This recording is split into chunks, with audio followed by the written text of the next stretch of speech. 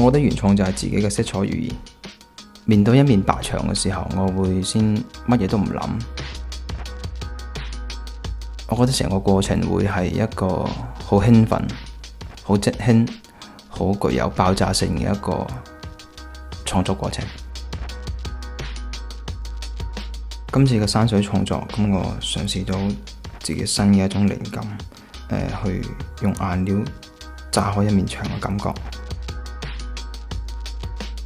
我一般創作，我更多會偏向於一啲自己即興啊，會帶有一啲音樂嘅節奏，帶有一啲肢體嘅語言。我覺得成個過程會係好興奮嘅，好激動嘅。